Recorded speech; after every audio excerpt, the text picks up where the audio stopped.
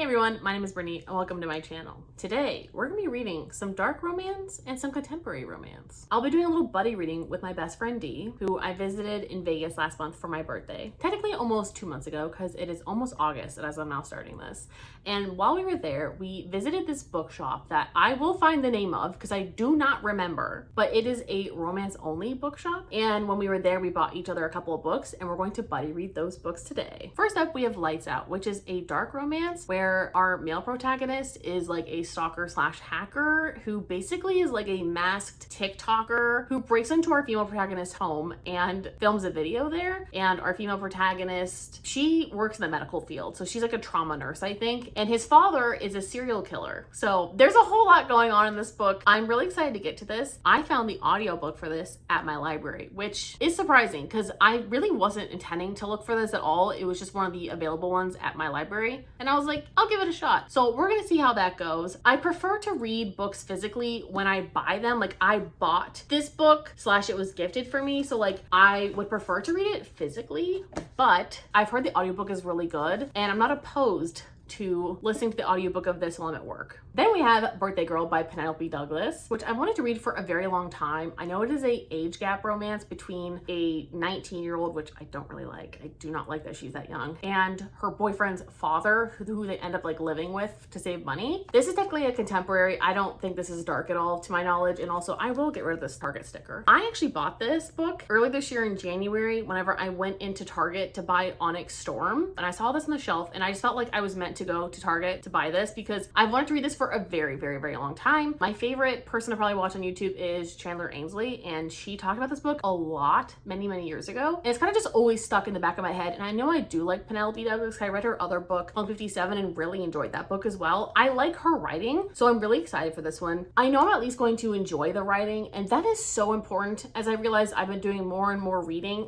this past year, I really need somebody who writes the way that I like. I need to be able to like the story. I need to be able to see it kind of like a movie. That is how I work. I think that's like a big portion of why I don't like certain books is I just don't like the writing. I could love the concept. For example, like Mexican Gothic, great concept. I didn't really like the execution of it. It just didn't work for me. So anyway, no more author slandering. I'm gonna go ahead and get started, I think on Birthday Girl first because I would like to pick something up physically, but I'm also gonna see how I feel about the audiobook of Lights Out. I'm not sure which one I'm gonna go with first.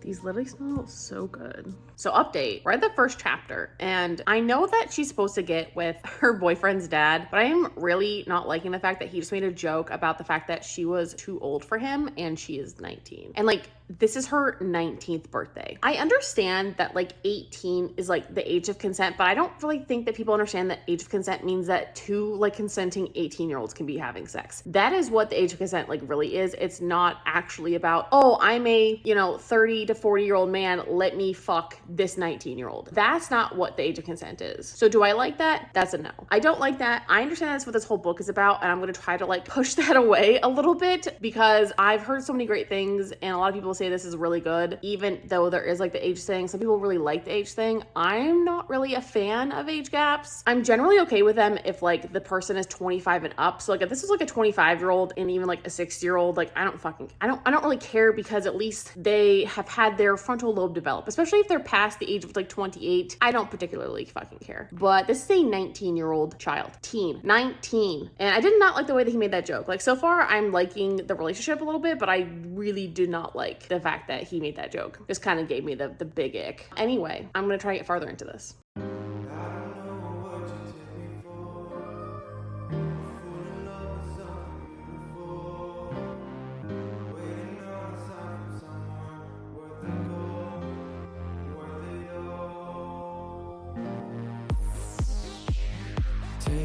Day by day, baby, we on our way.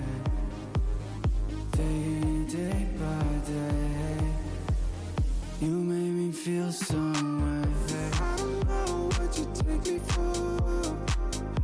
fall in love with something beautiful. You know what's so funny is I just filmed and then realized that I was never filming. So that's just fucking great. I am at Sheetz, which is a local gas station, and I just showed off my fucking drink haul. I'm really upset that I have no air conditioning on and I am slowly suffocating in this fucking car and I didn't even get it on camera. And also somebody's like idling their fucking big ass truck behind me and it's so loud. Oh, they're finally backing out that I just said something. And they're gonna hit my car.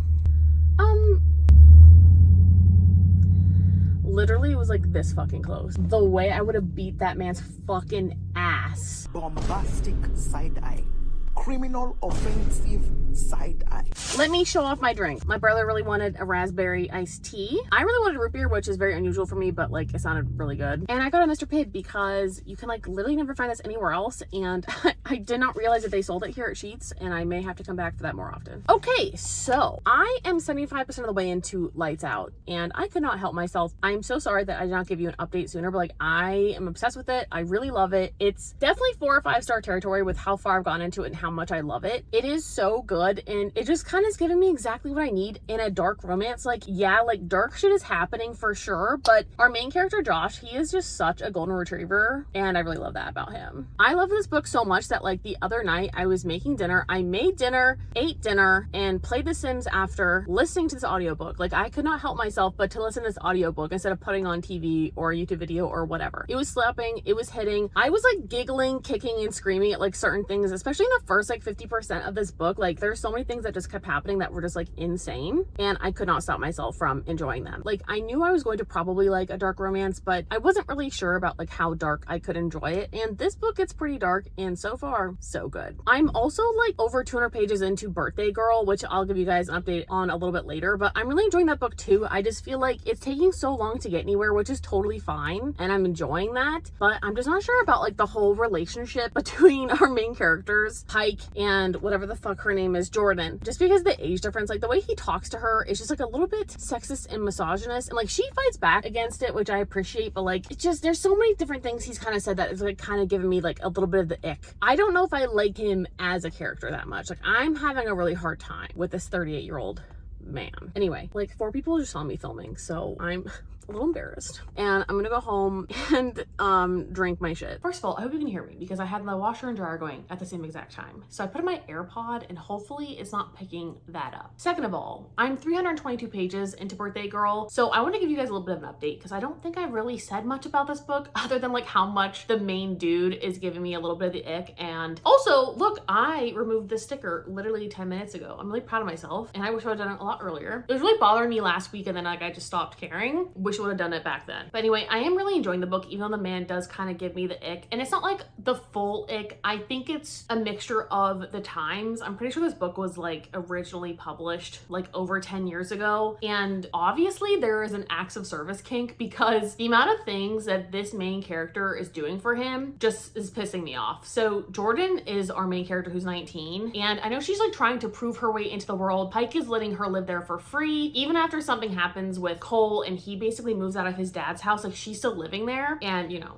things are happening, which is great, but I know that she still feels like she owes him something, and I think that's why she does so much around the house. But the author puts that shit on page, like so much of like their day-to-day life. Like it literally goes through like something that she did and then she cleaned it up. Like when they had sex one time, they broke a lamp and Jordan cleaned that shit up. Why didn't Pike clean that shit up? They both have jobs. I don't know. Honestly, I just feel like this is an acts of service book. Like if acts of service is your love language, you're gonna be like balls deep into this. You're gonna love this shit, okay? But for me, acts of service is like not my #1 love language. Like it makes my life a lot easier, and especially because my brother is an acts of service person, like I expect him to do stuff because I know that's how he shows love, because I don't get it in my actual love languages that I prefer. So like I will ask him to do certain things for me. But in this book, like I just feel like there's so much of like her doing stuff, and especially after reading Lights Out, where like Josh does everything he possibly can for Allie, which is much more my speed of a man. I just like am really annoyed that she's cleaning up around the house, and I know that he appreciates that and she appreciates that. So that's what I'm saying. I think it's an acts of service romance. I think that's what this is, and I think that's why I'm not really jiving with it as much. Like I'm enjoying the writing. I've always enjoyed this author's work, but I just don't know if it's like the romance I was looking for. Like people always kept talking about how hot the age gap is and stuff, and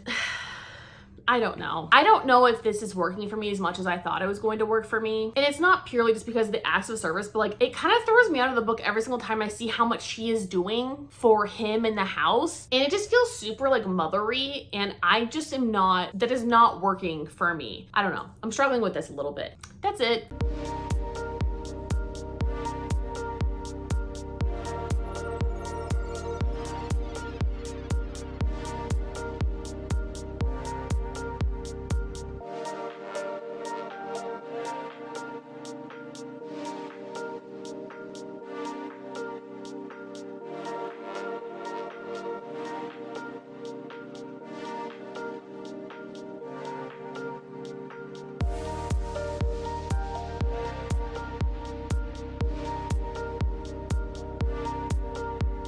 So I'm finally here to talk to you about Birthday Girl. And I'm sad to say this was not a 5-star, which I was kind of expecting. Like when I first heard about this book many years ago, like everybody loved this book and everybody I followed and trusted gave this 5 stars. I just really don't think this romance was for me. I just don't really think that it connected for me in the way that Lights Out connected for me. The age gap isn't even the worst part of this book. Like, yeah, that's quite an age gap, but I think both of the characters were so fucking insufferable for me. Let me give you like a full synopsis. So Jordan and Cole are together at the beginning of the book. Jordan and Pike, Cole's father, happen to sit next to each other during a movie and kind of start getting feelings for each other. And then Cole calls Jordan and then he realizes Jordan is Cole's girlfriend. Cool.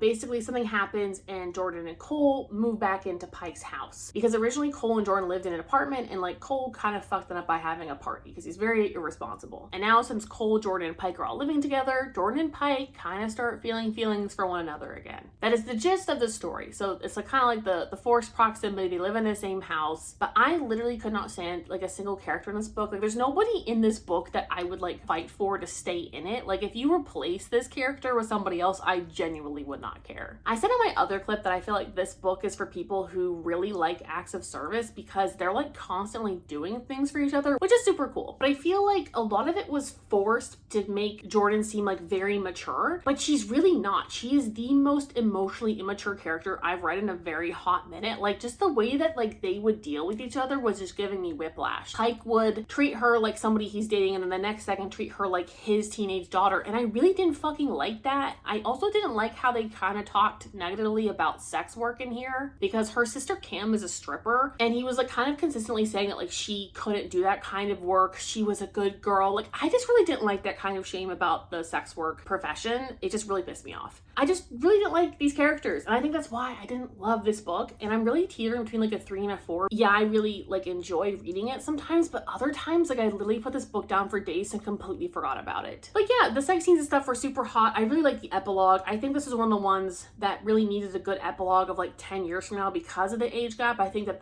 the very long epilogue of like what's happening later on was a really good choice here, but maybe he's not my type. I don't know. I just really didn't like the way he treated her, the way he talked to her. I think I mentioned a little bit of that before. Really did not like the way that he was like talking about the way she was dressing, like she belongs to my son. No, I wish she belonged to me. Like I just don't feel like you should look at a woman's outfit and say she shouldn't be showing that because that's mine. I'm not that type of person. If I was a man and I was a straight man and I saw my woman out there looking fucking sexy, I would be proud of her. I'd be like, that is my bitch. She can do whatever she wants. She can wear whatever she wants. I'm gonna punch other people in the face if they piss her off, okay? That is my job as a man. And I feel like it's just such an insecure way of looking about things. I don't know. It was just also really sexist and misogynist for me, and I really just didn't like it. I need to come to grips with the fact that I actually don't think I liked this romance, which is the whole point of the book. So like I just don't think I liked the book as much as I thought I did, like to the point where I'm like kind of upset about it. I really wanted to love this. Like I was expecting this to be a full 5 stars, so I think that was a little bit of my expectation, but also like some parts of this book I really went through and I really loved the tension. There is some really good tension and angst in here between them, but then Pike would say something just so fucking gross and out of pocket and just weird, and I'm like, why are you treating her like a fucking child and then trying to treat her like she's your wife?